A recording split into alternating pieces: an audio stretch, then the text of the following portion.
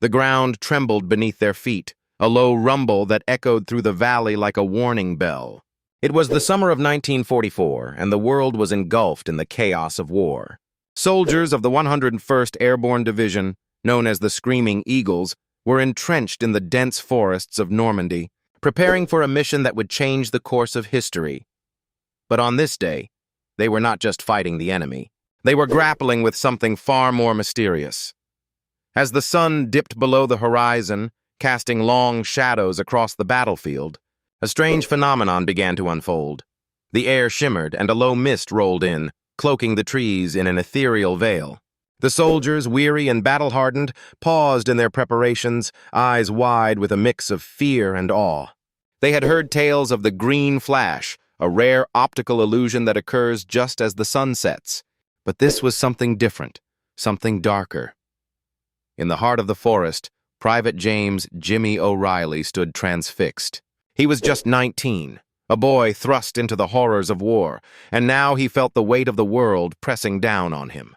The mist thickened, swirling around him like a living entity, and he could hear whispers carried on the wind, fragments of conversations, cries of the fallen, and the distant sound of gunfire. It was as if the very essence of the battlefield was rising up to meet him.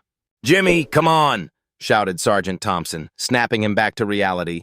"We've got to move!" But Jimmy hesitated, caught between the pull of the supernatural and the harsh demands of duty.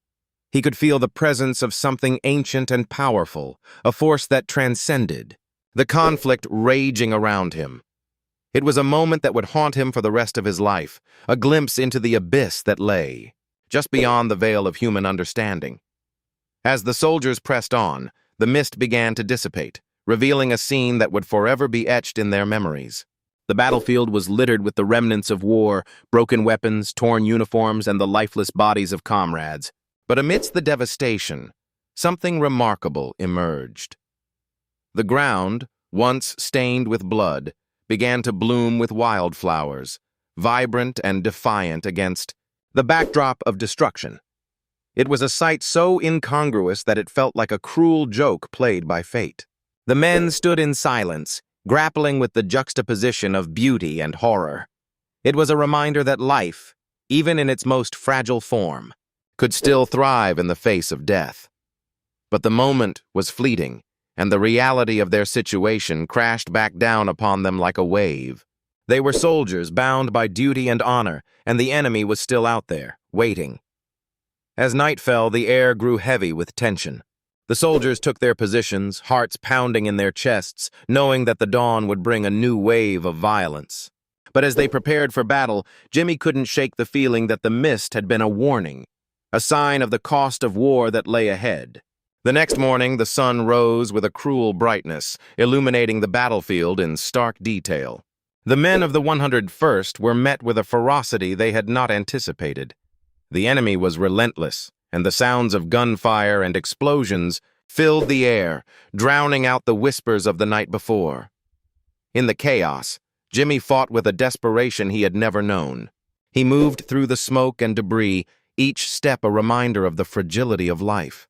He could hear the cries of his fellow soldiers, the shouts of commands, and the haunting silence that followed each fallen comrade. It was a cacophony of despair, and yet, amidst the horror, he clung to the memory of the wildflowers, their resilience a testament to the human spirit.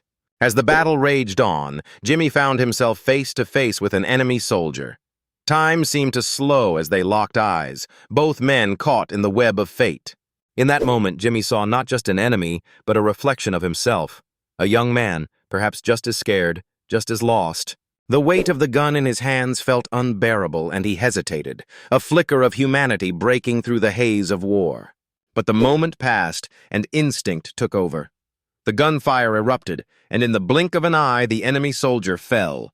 Jimmy stood frozen, the reality of what he had done crashing over him like a tidal wave. He had taken a life, and in that instant he felt the loss of his own innocence. The wildflowers from the night before seemed to mock him now, a cruel reminder of the beauty that had been lost. Days turned into weeks, and the battle continued. The soldiers of the 101st fought valiantly, but the cost was staggering. Each day brought new losses, new faces to mourn. The mist that had once enveloped them now felt like a distant memory, a fleeting moment of clarity in a world consumed by darkness. Finally, the war came to an end, but the scars remained. Jimmy returned home, a shell of the boy who had left. The wildflowers bloomed in the fields, but they no longer held the same beauty. They were a reminder of the lives lost, the innocence shattered, and the haunting memories that would follow him for years to come. Years later, as he stood in his garden tending to the flowers that had become his solace, he couldn't shake the feeling that the mist had been a warning. It had shown him the fragility of life, the beauty that could emerge from destruction. But it had also revealed the darkness that lay within the human heart. The world had moved on, but for Jimmy, the battle raged on in his mind. He had fought for freedom, for honor, but at what cost? The wildflowers swayed gently in the breeze, and he realized that they were not just a symbol of resilience. They were a testament to the human cost of conflict, a reminder that even in the face of despair, life would find a way to bloom. But the scars of war would never truly fade. And as he knelt among the flowers, he understood that the true battle was not fought on the fields of war, but within the soul, where the echoes of the past lingered like a haunting melody, forever entwined with the beauty of life.